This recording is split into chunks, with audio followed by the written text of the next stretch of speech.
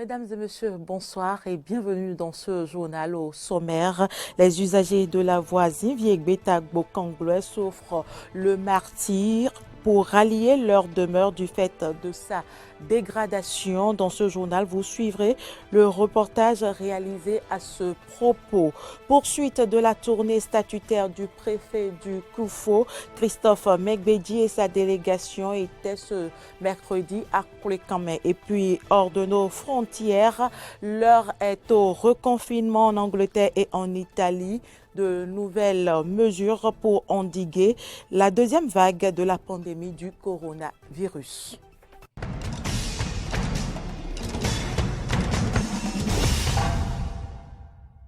Merci pour l'attention. Je l'annonçais en début d'édition. Dégradation de la voie qui mène à Zinvié en passant par le carrefour Gbeta-Gbo.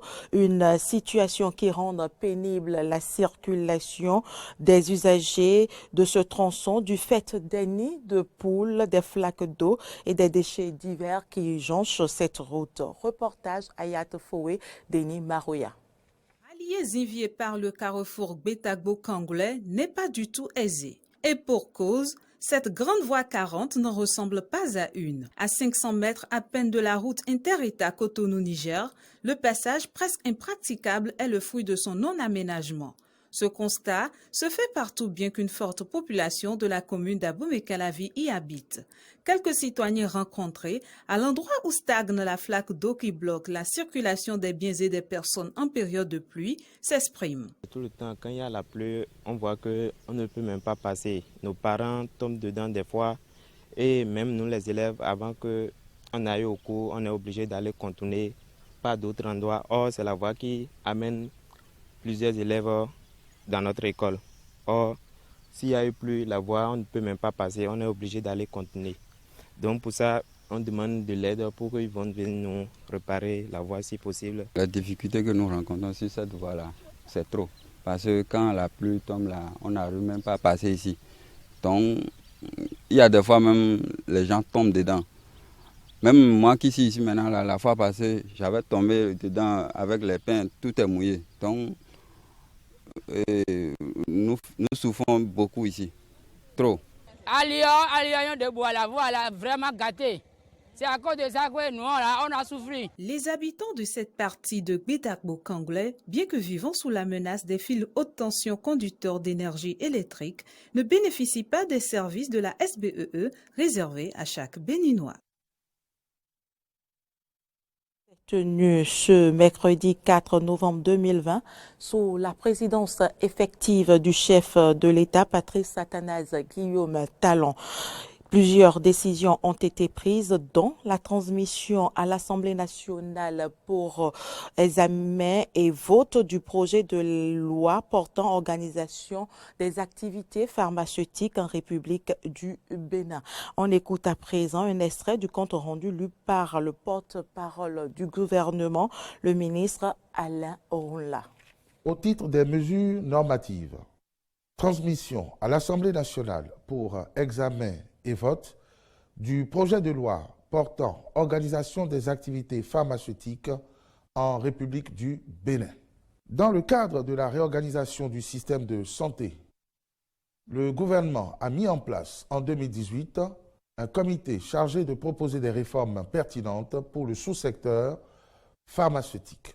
Après un état des lieux minutieux, le dit comité a noté de graves dysfonctionnements dont la correction nécessite une révision des textes législatifs et réglementaires existants. Aussi, est-il apparu pertinent de prendre une loi spécifique pour mieux encadrer la gestion du médicament et l'organisation des activités pharmaceutiques. À cet effet, le présent projet de loi s'articule autour de dispositions relatives aux activités liées aux médicaments et aux autres produits de santé, aux conditions d'exercice de la pharmacie, à la régulation du secteur pharmaceutique ainsi qu'aux sanctions applicables en cas de trafic de faux médicaments.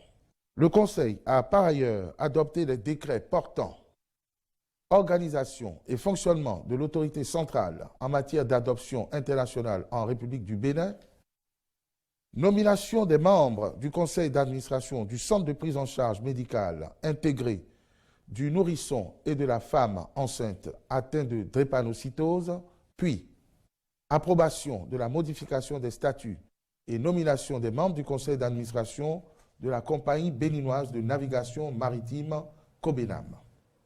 Le préfet du Koufo poursuit sa tournée statutaire dans les communes du département. Christophe Megbedji et sa délégation étaient ce mercredi à Cloué-Camin et c'est la Maison des Jeunes qui a servi de cadre aux échanges. Jonas Bocci pour les précisions. Les dispositions sont en cours pour l'extension du réseau de distribution d'eau potable dans la commune de Cloué-Camin. L'annonce a été faite aux populations de cette commune par le directeur régional Mono Koufo de la SONEB ce mercredi 4 novembre 2020 lors de la tournée statutaire du préfet. Il y a 2 grands châteaux en projet, un château de 1000 mètres cubes qui restera au niveau de la ville ici et un peu plus en profondeur, un château de 500 mètres cubes, pour pouvoir desservir toute la population avec un projet d'extension de près de 900 km de réseau d'extension et de densification, tout diamètre confondu. À cette même rencontre, les populations se sont plaintes de l'absentéisme des enseignants dans les écoles de Cloué-Camin.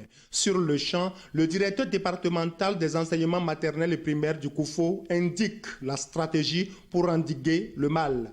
Si un parent d'élève va dans une école, il fait semblant de saluer le maître ou le directeur, il va constater que ça chamaille quelque part, ça veut dire que les enfants sont livrés à eux-mêmes. Là, on tourne rapidement pour nous donner l'information pour que nous puissions alors agir et demander de compte à qui de droit.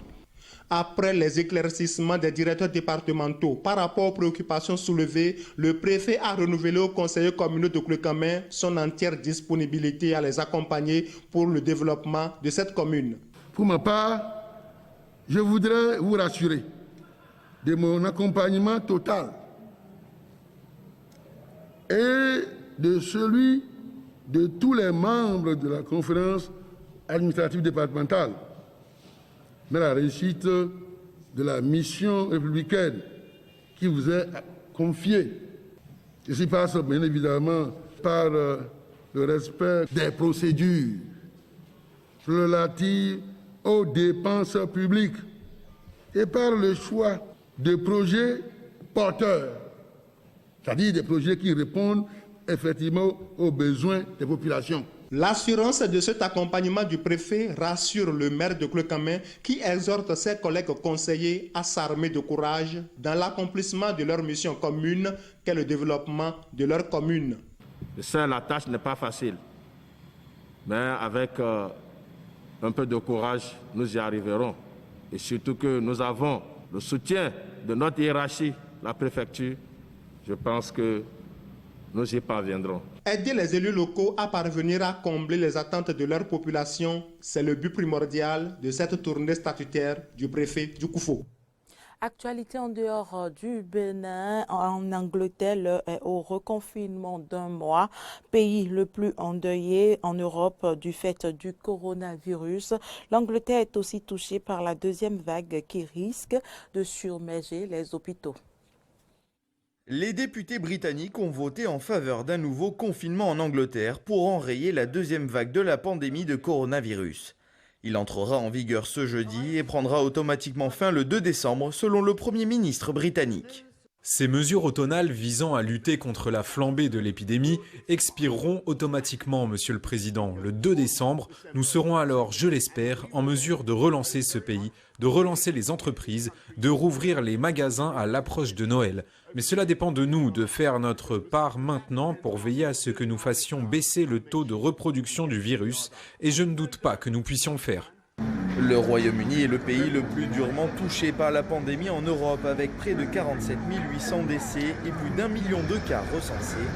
Depuis plusieurs jours, il est aussi confronté à un regain épidémique qui pourrait provoquer une saturation de son système de santé, même dans des zones peu impactées lors de la première vague.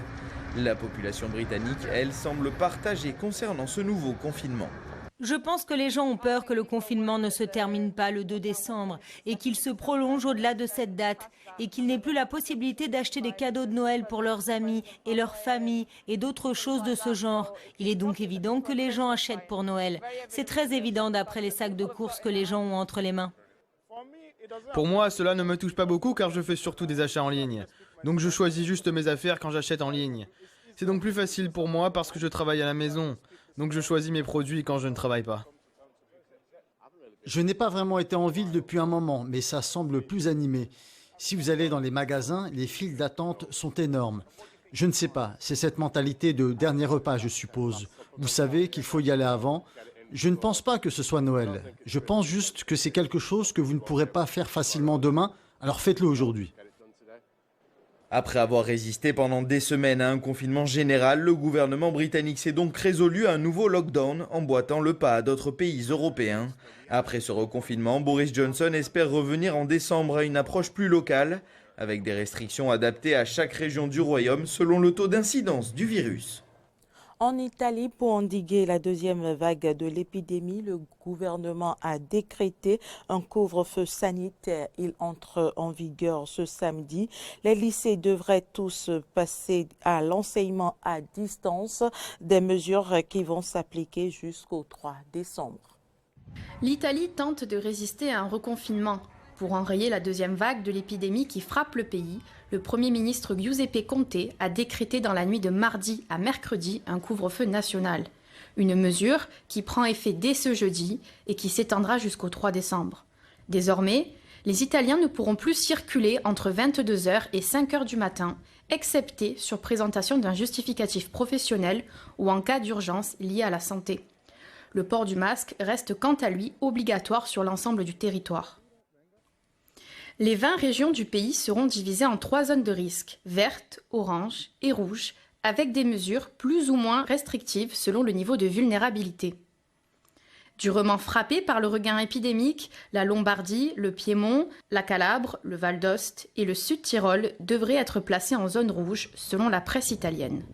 La réduction de l'offre des transports en commun de 50%, la fermeture des musées et l'enseignement à distance au lycée seront mis en place à l'échelle nationale.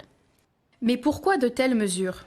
Depuis le début de la crise sanitaire mondiale, l'Italie fait partie des pays les plus touchés en Europe, avec la France, l'Espagne ou encore le Royaume-Uni. Les autorités italiennes comptabilisent actuellement plus de 39 000 morts et près de 760 000 cas. Le 9 mars dernier, alors que la pandémie frappait le territoire de plein fouet, le gouvernement avait décrété un confinement national pour ses 60 millions d'habitants. Des Italiens qui ont dû attendre le 4 mai pour entamer un déconfinement progressif. Face au spectre d'une nouvelle vague meurtrière, Giuseppe Conte a appelé sur Twitter le peuple italien à rester uni. Nouvelle flambée des cas de coronavirus en Inde, notamment à New Delhi. Plusieurs festivals prévus pour ce mois de novembre risquent d'être annulés. L'Inde est actuellement le deuxième pays le plus touché derrière les États-Unis avec 8 millions de cas confirmés. De nombreux cas de Covid-19 enregistrés à New Delhi. La capitale traverse une situation sanitaire plus que jamais préoccupante. Un pic de contamination qui s'expliquerait notamment par la saison des festivals, selon le ministère de la Santé. Le 14 novembre prochain, la fête populaire hindoue de Diwali doit se tenir à travers le pays. Des célébrations qui ont pour habitude de durer plusieurs jours d'affilée. Les Indiens redoutent le manque de précaution de la population. Si vous ne prenez pas de précautions pendant le Festival des Lumières, les autres festivals à venir et le Nouvel An, il y a de fortes chances que les cas augmentent encore. Donc si nous n'adhérons pas à la distanciation sociale, ce sera très dangereux. Ce sera difficile à contrôler. Les cas augmentent parce que les gens sont devenus négligents. Si vous allez sur les marchés, vous verrez qu'il y a de grandes foules. Les gens ne portent pas de masque, ils mangent au restaurant. De son côté, le ministère de la Santé a prévenu d'une possible aggravation de la situation dans les prochains jours. De nombreux Indiens devraient affluer vers les marchés pour les achats liés aux festivités. Un contexte particulier auquel viennent s'ajouter l'arrivée de l'hiver et des niveaux élevés de pollution atmosphérique dans la capitale, deux facteurs susceptibles d'aggraver la pandémie. Et ce sera tout pour cette édition. Merci de l'avoir suivi. Bonne soirée chez vous.